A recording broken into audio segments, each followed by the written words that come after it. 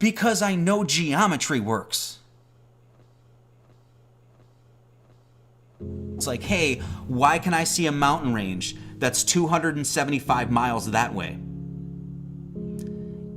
You don't have to believe geometry. You don't have to trust geometry works. You have to know geometry works.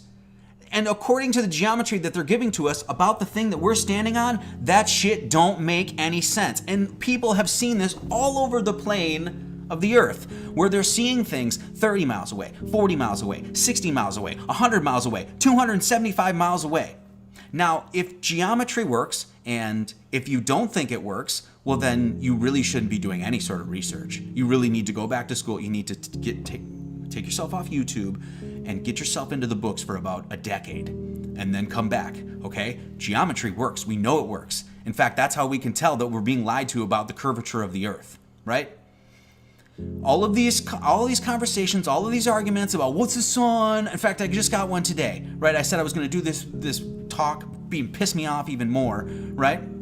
And the comment was, oh, I've yet to see how you flat earthers explain an eclipse.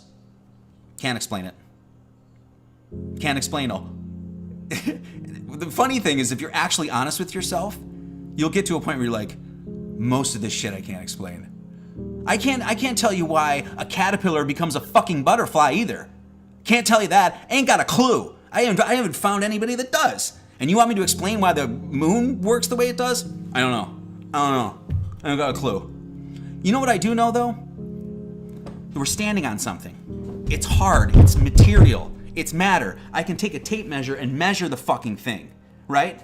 And they're telling us that it has 8 inches per mile squared. I mean, you all know the math, right? That generally we have this general arc, general dropping away of the horizon line on the Earth, which means that you should only be able to see a certain distance away.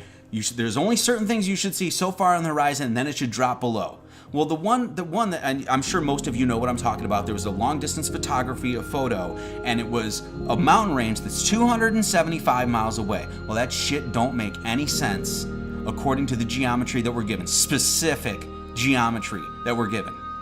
That fact alone should make all of those pseudo-intellectuals and all those quote-unquote truth seekers be like, wait, what? Wait a second. They're giving us specific measurements for geometry and it don't fit those measurements. Well, that's a huge problem. That should be problem number one that you should try to answer and fix. And guess what? You're not going to find that answer because we're being lied to about where we live. It's as simple as that. And don't tell me about all these other issues. Don't tell me about the eclipse. Don't tell me about the sun. Don't tell me about all of this other stuff. Start with square one. And by the way, Earth in sacred geometry is a square. So when you talk about starting at square one, literally start at square one. Start with what's right below your fucking feet. You know, like, no, that's just how far, that's just shows how far you can see, man. Right? You can only see so far. And so he's saying 30 miles, 40 miles, and then you can't see it anywhere. Okay. Well, then how can you see distinct topography and geography on the moon? Either your eyes are really, really, really, really good that they can see that shit that's 238,000 miles away. How can you see that and then simultaneously not see something that's 40 miles away? I mean, once again, you're talking about people seeing ships on the ocean, or geography or land or whatever, that's literally hundreds of miles away. Please tell me, does geometry work or does it not? Please, somebody tell me. Is the Pythagorean theorem a theorem or is it a theory? Please, somebody tell me. Because if you know the answer, it's a theorem. You know the answer that 1 square root of 2, 3, 4, 5.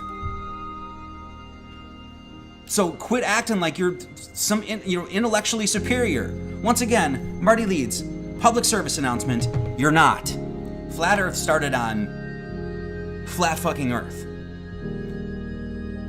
The Egyptians and the Babylonians, right? The people that gave us trigonometry, the cultures that gave us spherical geometry, like literally believed, I shouldn't even say believed, calculated the earth to be flat.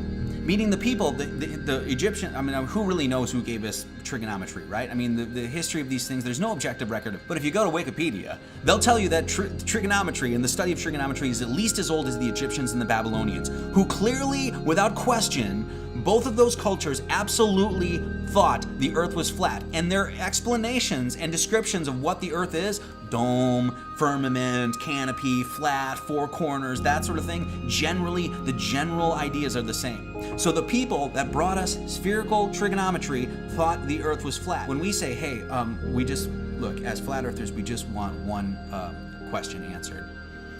And that is, how can I see something 275 fucking miles that way? Geometry all of a sudden just fails. So look at it for what it is. Have you ever felt the earth move? I was in an earthquake one time in Washington. That was interesting. I was carrying a big 4x8 sign, and all of a sudden, like, the earth's like, holy shit. And I literally watched the street like wave.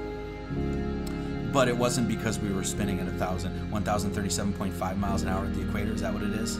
Address problems in geometry. Start there.